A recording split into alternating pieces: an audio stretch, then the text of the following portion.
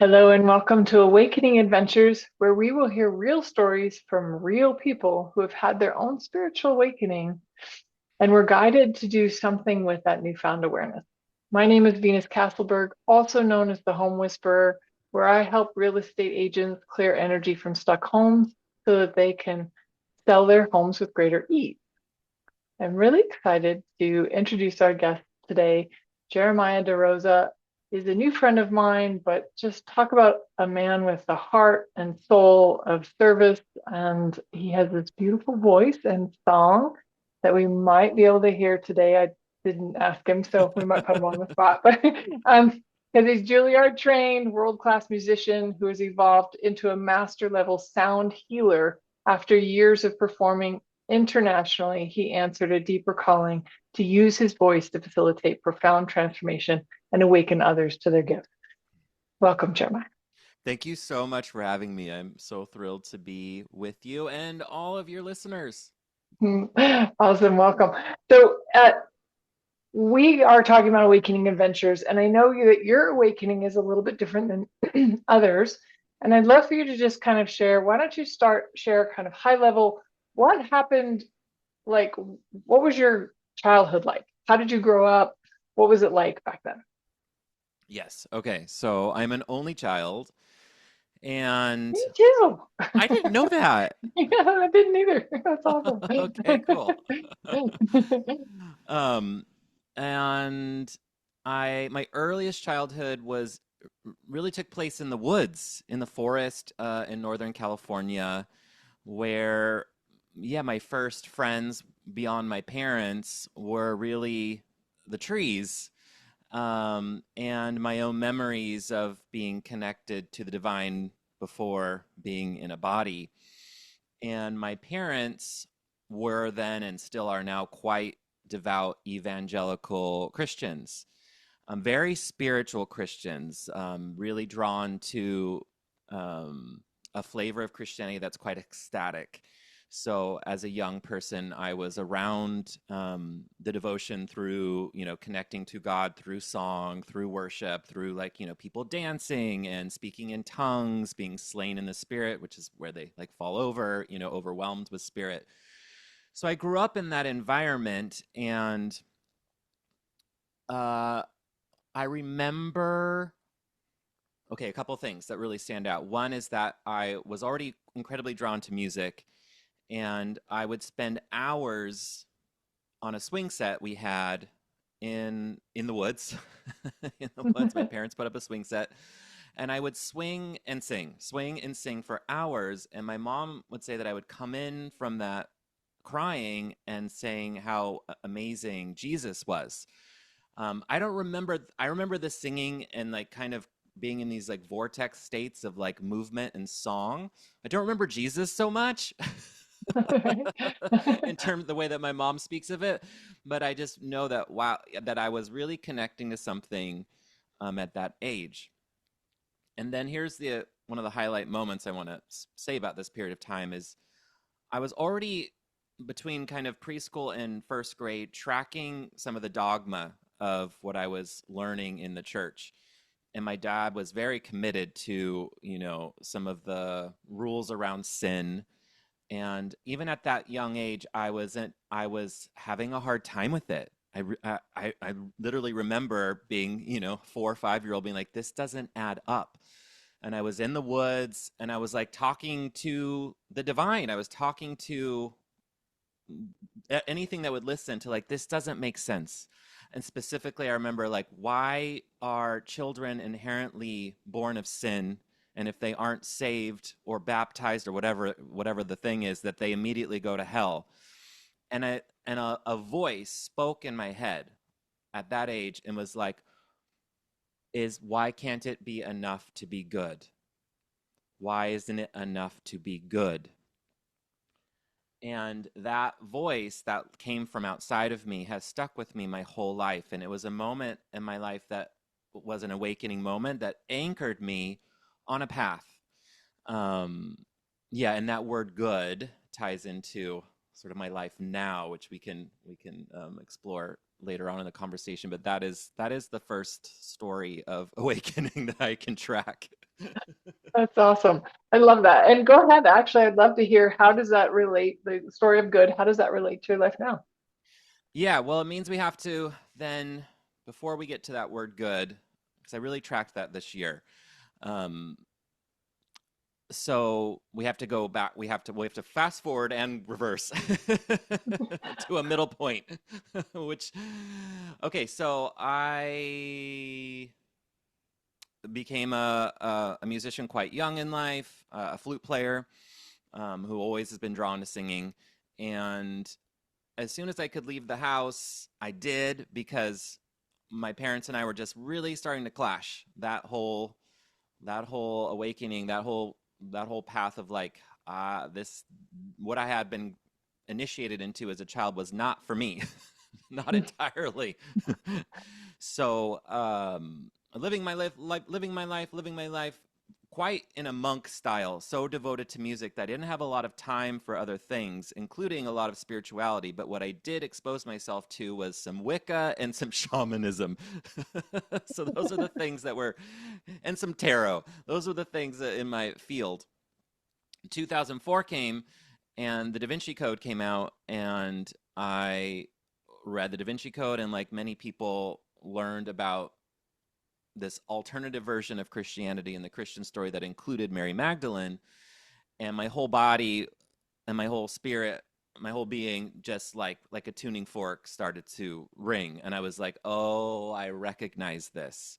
This is something that has been missing for me. And immediately it's like I called her, whatever she is, whatever that is, I called that into my life, and it became also an obsession, a devotion, a fascination. I just started reading everything I could get my hands on concerning Mary Magdalene.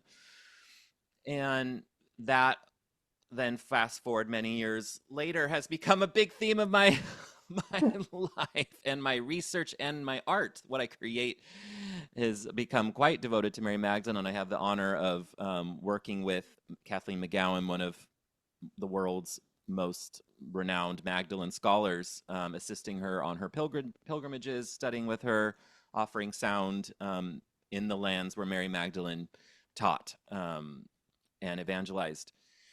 And what I learned about being in those lands, there is a people called the Cathars.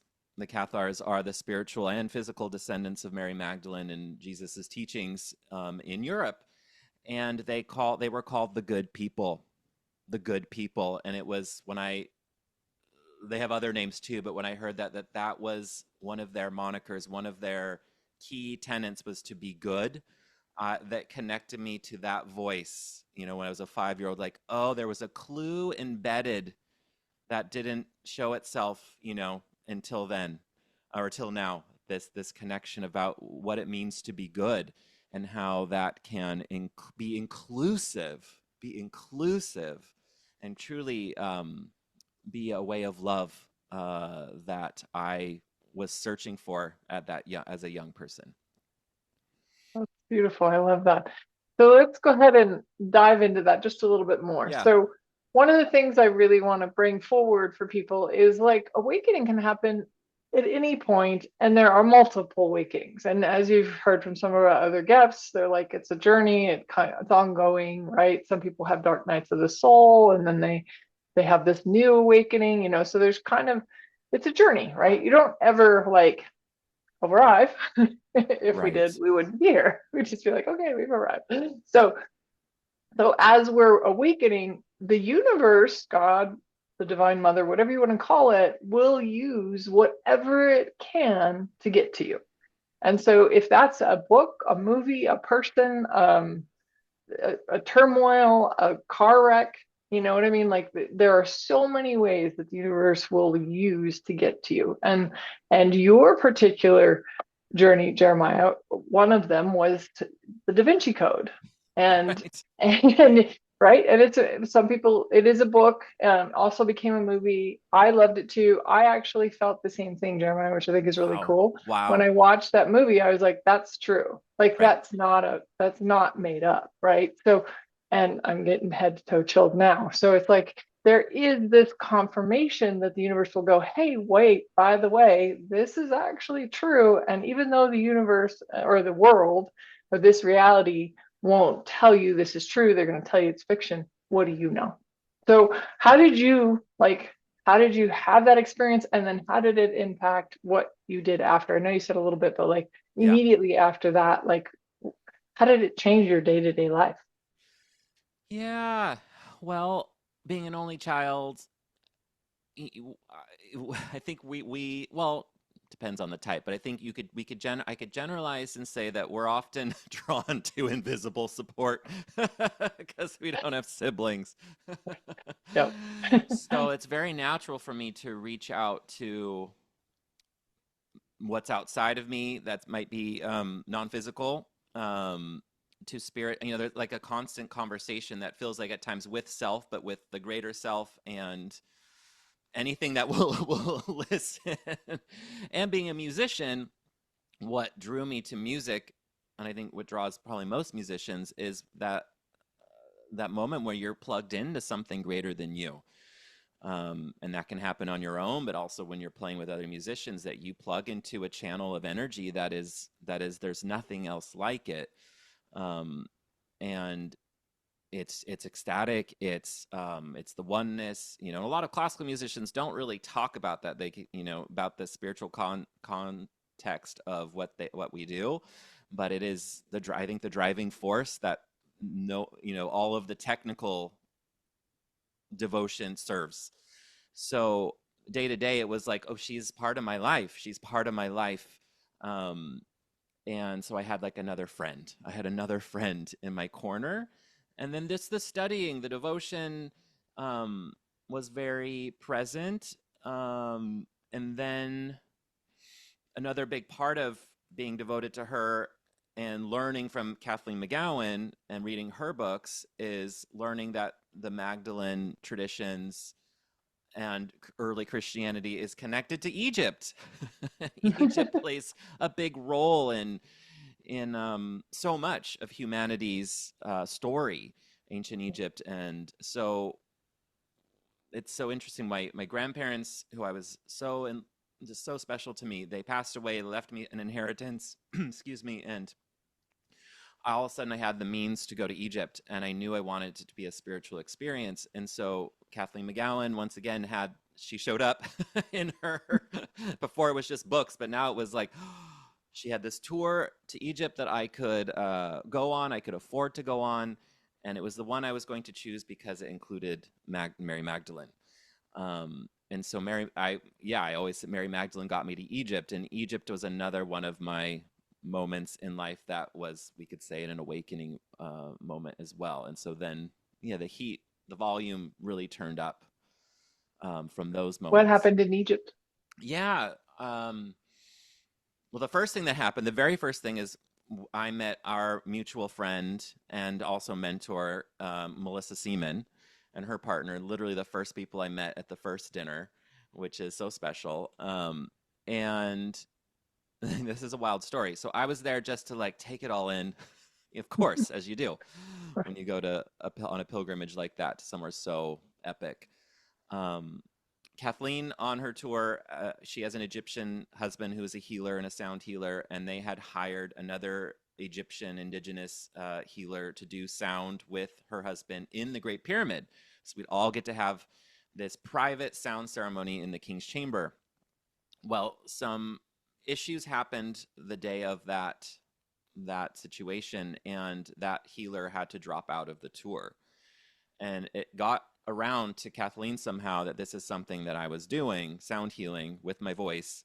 And so she, on a leap of faith, said, hey, will you step in and fill in and sing in the Great Pyramid with my husband? And I was like, what? What? Are you seriously? Like a dream came true that I didn't know I was dreaming. Mhm. Like there was a dream in my soul that I was not in contact with. But of course, who wouldn't want to sing for 2 hours straight not just 3 minutes or 30 seconds, for 2 hours, facilitating individual healings so of course it was a big yes. And stepping inside of that structure into the king's chamber, I just opened up myself to listen, to be, as a musician does. When you step into a concert hall, you're like, yeah, what's it going to sound like in here?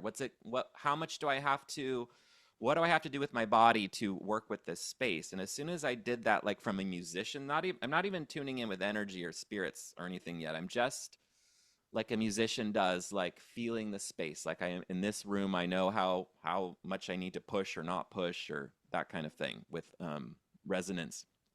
And as soon as I reached out, the pyramid responded back as another being, as another entity, as another musician. That's how it presented itself to me. And it was kind of like, oh, oh, I can talk. You're listening. Oh, and oh, we can play together. We can have a partnership. Oh, this can be a co-creation. I didn't know that really use those words back then, but like, oh, we can play chamber music together is basically the vibe. And I was like, okay, I'm down. Um, and that pyramid, as weird as it sounds, has become one of my greatest teachers and has influenced all of the work that I do now to help others with their own fears of singing, or to initiate them into their own form of vocal sound healing. That the Great Pyramid and then the temples I met from that day forward on that trip, all were like meeting old friends that I didn't know. And I would like cry when I left, and I'm lucky enough that every year I get to go be with them again, but they're truly my friends in stone. As strange as that sounds. And yeah, that awakening bit, and then just collecting the lives I had there was a big part of the process of like remembering as much as I could what I did there, um, and bringing those parts back to my center. Beautiful. Wow. I really can't wait to go to Egypt with you and Yes. experience that. That's going to be awesome. Um, so what, and you touched on it a little bit. So you've had these multiple awakenings, but now you're at, what are you doing with your gifts and your abilities? Yeah, I think it boils down to this foundation is what I learned about my time in Egypt, about what we can do and what I got to do. Because it's not, yes, we all have individual gifts and skills, and it's not, it's something we're all special. We're all special. I'm no more special than, but I am also very special. I'm also a Leo, so okay. I witnessed and remembered that in this relationship that we made with the temples, with stone, with this technology of bringing earth into spirit and spirit into matter, so spirit into matter, like connecting heaven and earth. When that technology is set, so in the stones, that those stones, those temples are awakened, and and they agree, they consent to do whatever we're asking them to do. And then the human makes the sounds. Like I don't even need to be visible, but what I witness is like the sounds and that partnership being happening.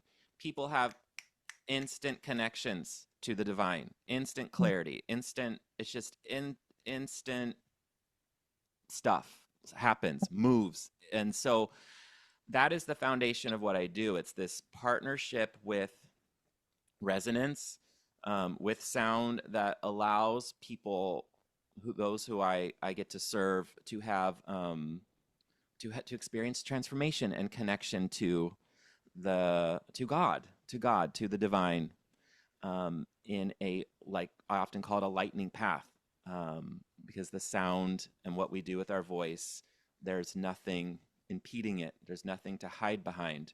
So it is direct. Um, so that's the foundation. And then what I do, of course, I get to, what we were already hearing, is I go around the world and I get to sing. I get to sing. I get to partner with the land, partner with these sacred structures, to sing their songs, so that as pilgrims that join, they get to have these kinds of experiences of transformation and connection. So I support healers and teachers like Kathleen McGowan and our dear friend Melissa Seaman and others. And then I also initiate people into their own forms of sound healing and help them with their own um, blocks in their voice. People that have been told when they were young that they weren't good enough to sing, they couldn't carry a tune, that they don't have a good voice, that's not good enough or beautiful enough. I welcome those into a program I called Open Your Voice, and I also help more experienced healers into more advanced concepts of sound healing. Wonderful. So let's say somebody's out there and they're like, all sounds great. Kind of sounds a little over my head at the moment. Where should I start?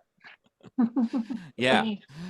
Well, I have a quiz, which is a great place to start. So it's at my website, jeremiahderosa.com, and it's a vocal lineage quiz. And what I identified is that there are four lineages. We all hold a bit of each of them, but there's one predominant lineage that we each have. And knowing your voice's lineage gives you a lot of clarity of like, well, what am I what are the gifts of my voice and what are some of those challenges? Because right now the only classifications we have are like, are you a soprano? Like, can you sing super high? Or are you a alto? Are you a tenor? Like these choir classifications. And also like, are you a jazz singer? Are you going to be a classical singer? Are you going to sing pop?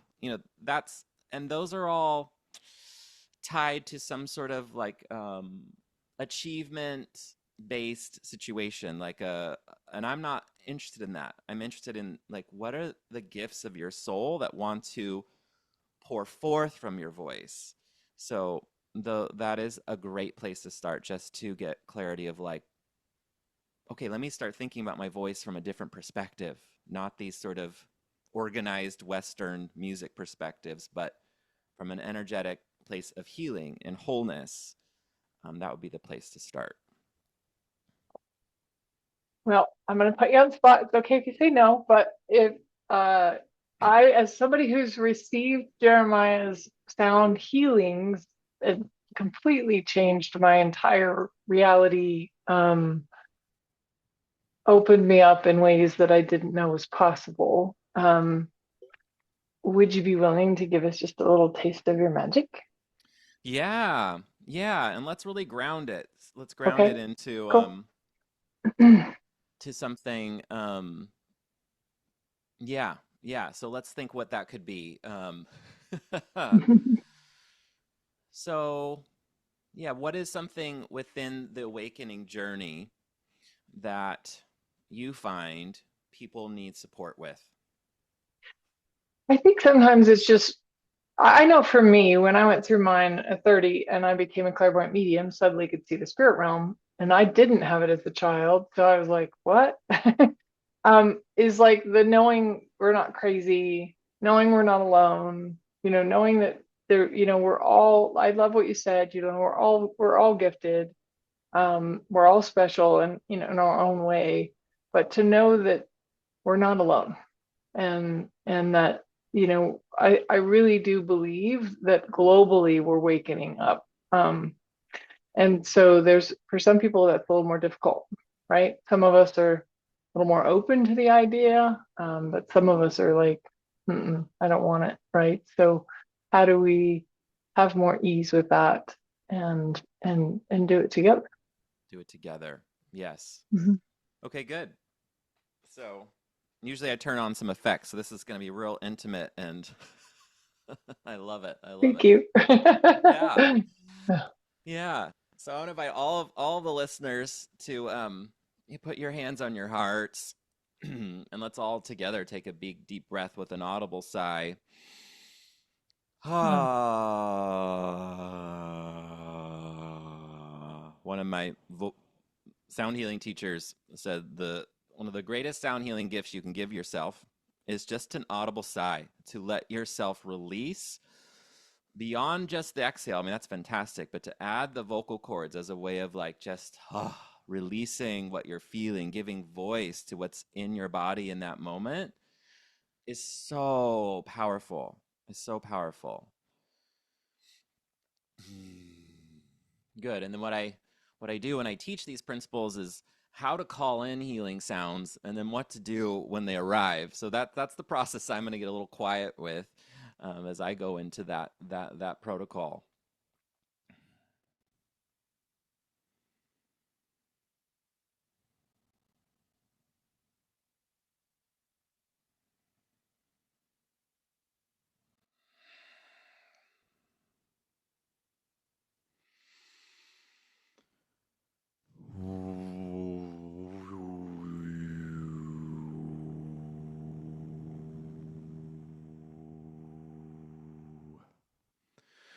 You, yeah, you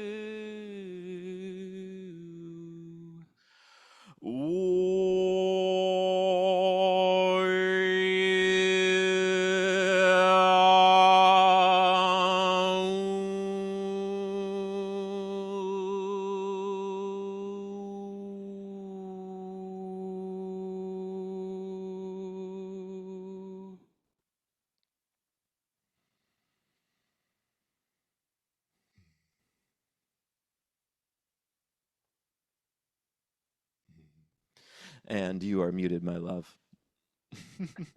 I was like, wow, I'm so in bliss out. I love that. What you had said earlier that I really did experience this time, and I realize now that I can put words to it. Like you are a bridge to the divine, and Oh, it's such a beautiful experience to be in that oneness. So thank you for sharing that.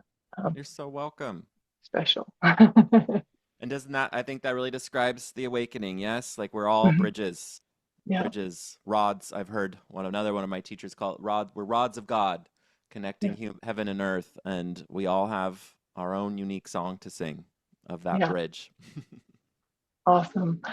So thank you so much, Jeremiah. That was just absolutely beautiful. For those of you who are curious about Jeremiah or his quiz, we will, of course, include his website and how to take the quiz. You can find out more about your own unique voice. I highly recommend it. That's very enlightening. Thank you And so much. yeah, thank you. And thank you everyone for listening. Please like, subscribe, and share if you receive something from this episode. We want more people to know they are not alone as we all begin to awaken to a new reality and dimension. And if you know of anyone who has some crazy stuff going on with their home or weird stuff that they can't explain, you can send them to the free homeclearingquiz.com. And I look forward to seeing you all next time. Thank you so much. Bye.